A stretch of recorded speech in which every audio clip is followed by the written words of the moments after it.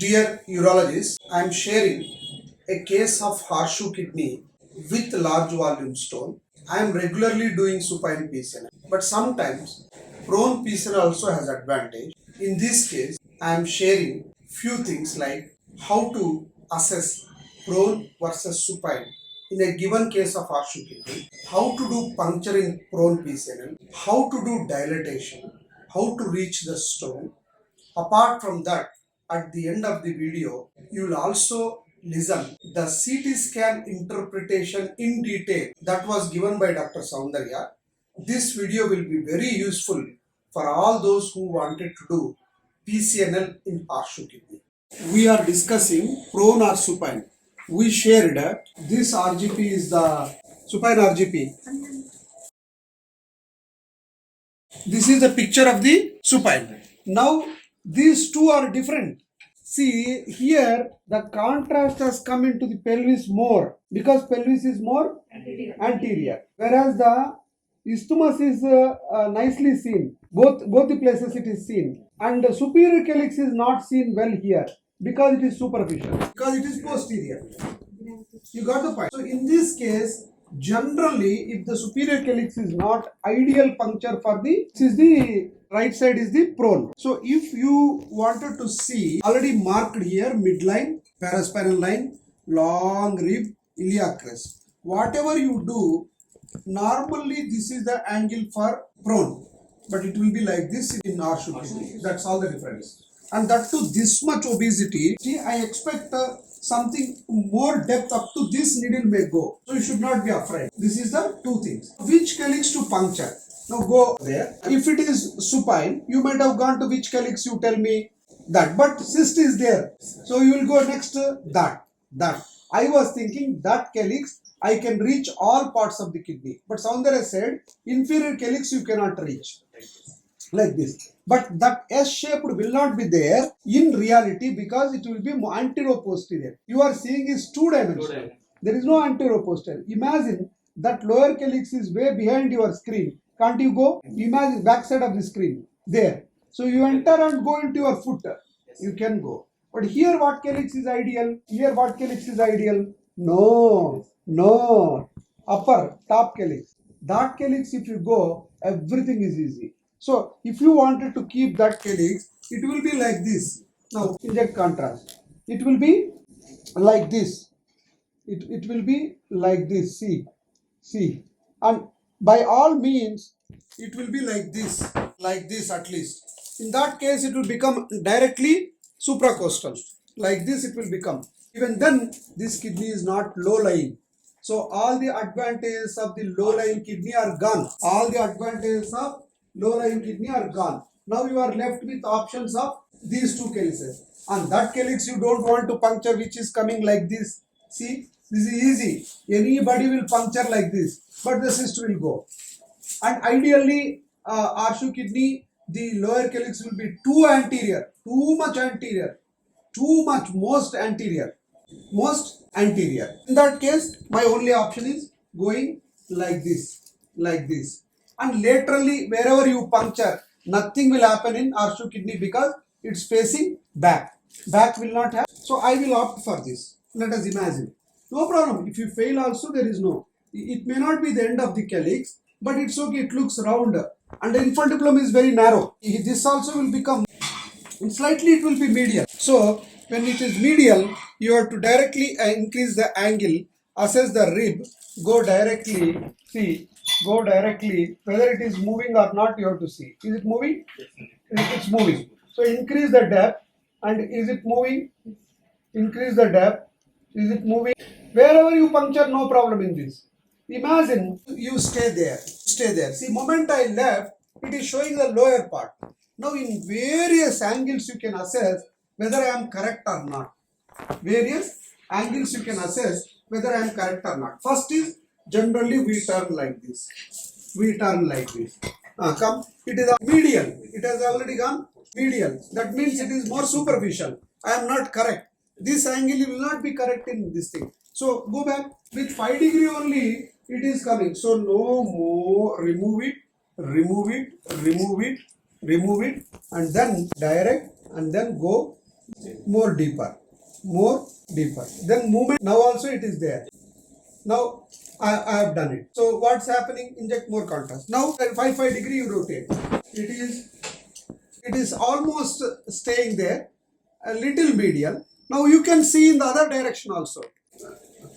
And one more thing is, it is coming lower. You got the point. So go higher at the same depth. See now, see at this higher. See like that. This type of movement is not correct. Now it is in the center of the calyx. You feel comfortable. That may not be the best. Now go 5 degree above, like this. What we do in the supine. Now it is where it is going. It is same. It is same. Going down. That means it is still posterior. It is still posterior. It will still go more posterior. What will you do? Same. Keep in that position. Inject. More deeper you go. Almost vertically. See. Now entire kidney, entire calyx is moving, and see the dipping. See the dipping. Now it looks like, so how much angle I told? 80 degrees it will become. Now at this level, I will take a chance of removing the needle. So it is little bloody. So don't attempt this at all. Okay. Now in this depth, inject contrast. If you are, it's not a, it goes always through the parenchyma. You know, it always goes to the parenchyma. So if it is not in the calyx, it will bleed. It will bleed. Like this you have to manipulate. That means here, even if you do 100 times puncture, it may not come. So now inject saline, inject saline more. Now at this level, I will take a chance. I have a gut feeling that I have entered into the PCS. I will take chance. I have entered. That is the way you should do PCNL. Then you will never get that's, can you see the cyst or diverticulum? Very enlarged. He has gone into the cyst also. Now this is the way, a little into the calyx. If you are not in calyx, invariably it will bleed because entire thing is parent, not a typical end calyx. So now I can dilate. There is no problem. So that cyst I have not punctured. See, now I have gone into the ureter. Now I will straighten like that. That straightening curve you show. That straightening curve, parallel curve, sigmoid curve. That curve is very important in. And if any guide wire goes into the ureter and come back, it is very good. If any guide wire goes into the calyx and come back, very good. Now entire stone you can remove now. There is no problem. See, if the guide wire comes out, stability of the guide wire will be more. That's all. There is nothing more than this. So puncturing in one puncture is not great. Puncturing is safely is great. Bleeding has come, 0 degree has seen, 30 degree above seen, 30 degree this side seen. Then you cannot say that 30 degrees are useless. No, they are all very useful because you have 2 eyes to see. Now I will go do the sequential dilatation and the depth I could assess, and you have to remember this angle. See, this angle only will give the, see that direction straight is important. Don't inject too much contrast because that system gives trouble. So that direction is very important. Next, yeah, there may be communication or there may be, see, now the guide wire is like this. I am changing the direction. I am going vertically. See, I am changing the direction. I am going vertically. That parabolic curve which was there, it has to be there. Like that. Next. And there will be a deep manipulation. See, like this. You should not curve. See, slowly guide. See, now entire surgery it has to go like this. See, this is the most important thing. Once you go into the pelvis, you have to adjust in a way, such a way that, see, when I keeping deep only it is going. Once I keep, you keep it like do and do the rest of the direction. Directly you will be on the stone. See the verticalities. It is almost like a bull's eye. You got the point? Yes. Go back with the video so that it will be better. Now because is there, over that I will dilate. No problem. See, like that. So I placed and pushed this above against the resistance of the rib. Not only muscle, rib. That is the secret. If you wanted to do dilate too much, either intercostal artery can tear, either you will perforate. See this angle. First you have to go like this. After that you have to go like. But this is the too good advantage of the Alken rod. You are understanding? If it is a single step dilatation, you cannot do this easily. Now saline should come here. If the saline after 4 dilatations, if the saline comes, 22. Actually, in Arshu kidney, sometimes the pleura might have injured, anesthetist will not be able to identify. So don't make the ampulla sheath come out. That is very important. So now the dilatation is very easy. I am going easily. Yeah. So okay, like this I will keep. So prone and supine, even in supine I might have done this, but Chandra said the movements may be difficult. Now inject the contrast. At this level, you should inject the contrast. See ampulla sheath how much is inside. See how much inside. See. So this guide wire should not come out. Sometimes it might have gone through pleura also. We cannot tell. Only contrast will tell. You should be aware of this because it's a supracostal puncture, medial puncture. Now suction, this is the technique where by the time inside going you don't want to see the red. But the only disadvantage with this is stone may be pushed into abnormal location. Now you go slowly, this is the pelvis, entire thing will be in front of. Okay, now can you show this? Now after finishing this, see everything is down, down, down. Everything is down except isthmic region. This is the isthmic region. This is the isthmic stone. You pull it out in the beginning while breaking only, and so that it won't go. I think you can finish, Soundarya.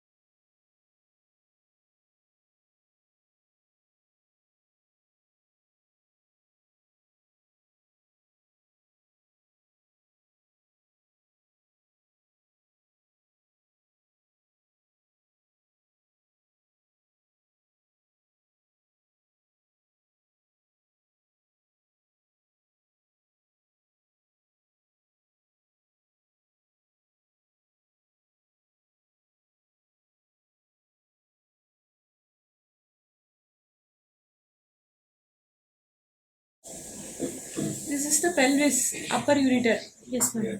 Okay, here we have cleared. This is the pelvis, which is most anterior, that is looking down. And then as we continue here, this is the upper ureter. So when we come back and look little up, that is posterior to the pelvis, but still it is anterior. This is the lower calyx, this is lower medial calyx, and this is the lower lateral calyx. And we come back a little further, one more lower calyx we could see, and that is this here. Yes, Can you ma'am. see? Yes, ma'am. So this is the lower lateral, this is the lower medial compound calyx, and still anterior is the pelvis and upper ureter. And here as we come, here above we could see one more calyx. This one. Here. Here is one calyx. Yes, ma'am. And one more actually. This is the entry point. CM కొంచెం back తీసుకోండి. It's one posterior calyx. Here see? Yes, Posterior and parallel to our entry point. Okay. Here we have gone through this. Here. Can you see? Yes, ma'am. This is the Medial. lower calyx here, which we have seen. Yes, ma'am. Still more medial. Here, this is one more calyx. Yes. Just posterior to the pelvis. Okay. This is the pelvis which is most anterior. At the level of pelvis, here we can see. This is the another parallel middle calyx. Little anterior. Okay, ma'am. There is a upper ureter, and this is one calyx. See Yes, here, the lower calyx. Lower medial calyx. See, yeah. This only you are thinking isthmus, but it is lower medial calyx which we have accessed from here. This one. See, yeah. Okay, madam. That one. Can you see? Yes, ma'am. Yes, ma'am. Yeah. And look is that which I already shown Yes, ma'am. here. This one. Yes, This is ma'am. the lower lateral calyx. This is lower medial calyx, which is a compound calyx, and this is the pelvis, and this is the upper ureter, and just above this, Upper More, middle medial middle calyx. calyx. This one. Yes, ma'am. The calyx which is parallel, we have seen already. Yes.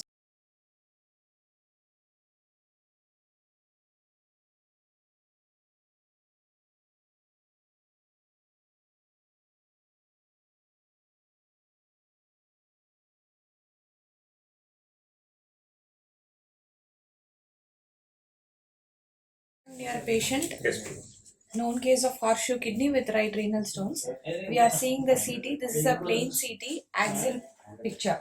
So as we start seeing from the right side top, this is the liver, and in this area the renal fossa is free. As we start seeing a little down here, the kidney starts appearing. That is the right kidney. So further down we go. This is the right kidney, and this is the IVC. This is the aorta. So the kidney continues here, lower down the pelvis. This is the pelvis which is anteriorly facing, and in the pelvis the stone starts to appear. So as we come a little lower down, the other kidney also is seen, and these are the two kidneys. There is a small hypodense lesion which is starting here and at the level of the middle calyx, and then up to the lower calyx it is seen here. Here it becomes exophytic. So this is the pelvis part, and further down it comes into the lower calyx. This is the lower calyx. The pelvis is over now. This is the lower calyx stone, the lateral part and medial extension. This is also lower calyx. As we come here, this is the isthmic part and the stone is seen here. This is the other left kidney. This is the isthmic stone continuation. So that isthmus is lying anterior to the major vessels, aorta and IVC. Just anterior to the vessels is the calyx, lower calyx. This is the cyst. That is a complex cyst. It has septations within that, and this is the complete ending of the cyst. So this is the kidney which is completed now. This is the horseshoe kidney, and one more cyst is also seen. Now when we see this kind of an axial picture, first we have seen the stone. Then what are the intervening structures between the skin entry tract and the stone we are seeing.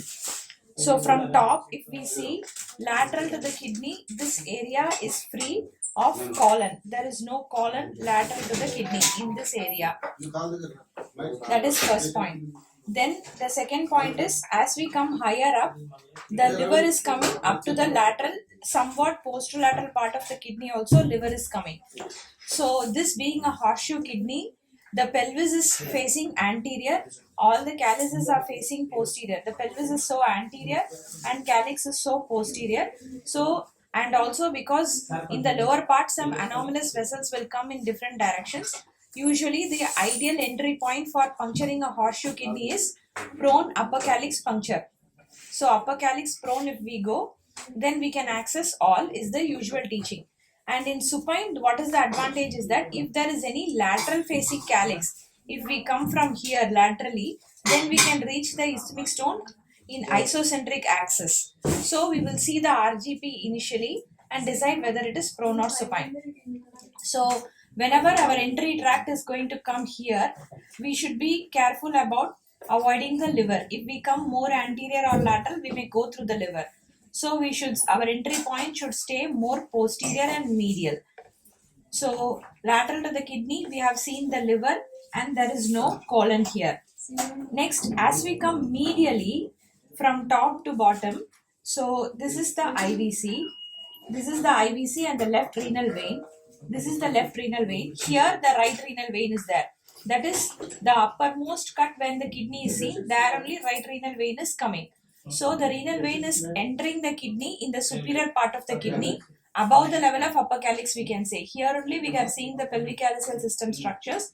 So here probably is the vein. Because it's not a contrast CT, we may not be able to appreciate so clearly. And this is the pelvic structures. And what about the celiac and superior mesenteric means? This is the aorta, and the first vessel which comes anterior directly is the celiac artery. And whatever second vessel which comes, we should try to trace, and that will be the superior mesenteric. So this could be the superior mesenteric. So this only obstructs the upward ascent of the horseshoe kidney. That is what we have read in theory. So medial to this, if our dilatation goes more medial, then there is chance of, we may not come this much medial to injure the major vessels, but we should have an idea while doing a pneumatic lithotripter. If our pelvis is getting perforated on the medial aspect, we should be very careful because major vessels can come in this area. So that's why during pneumatic lithotripsy we should be careful. So this is the right renal vein which has come, and then the pelvis. There are some arterial branches anterior and posterior to the major pelvis. These are the small branches.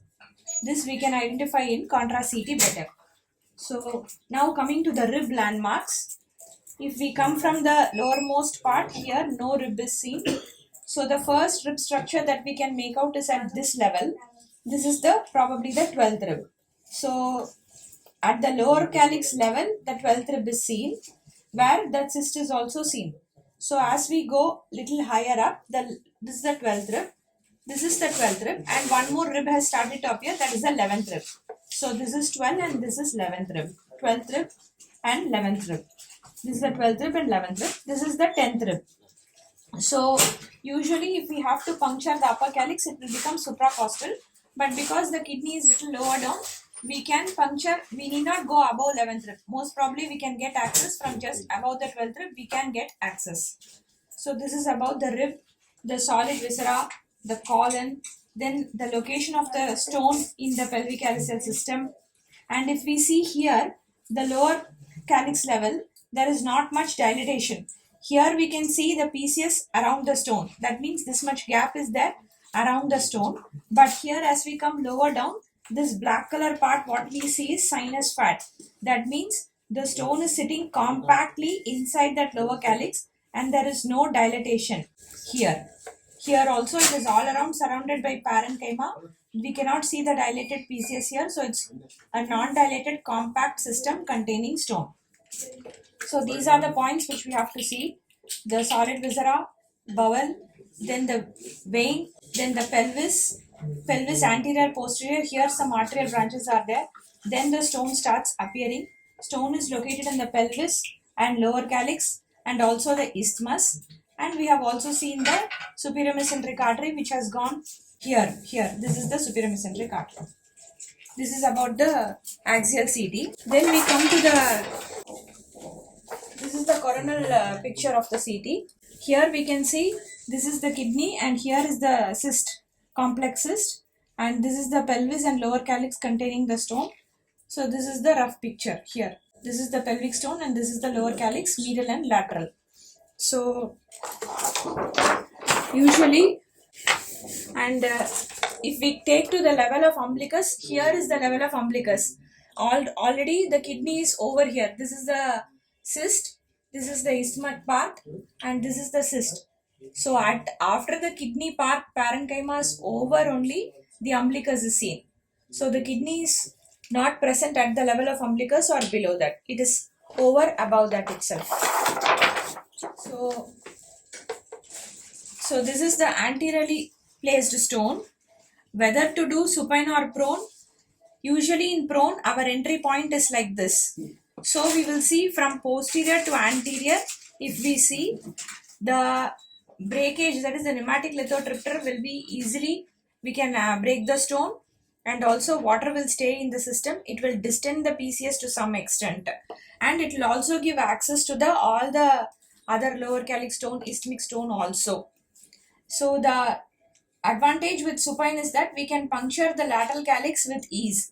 Lateral calyx is usually slightly anterior, but we should be watchful in this case because there is a cyst and also the liver coming up here.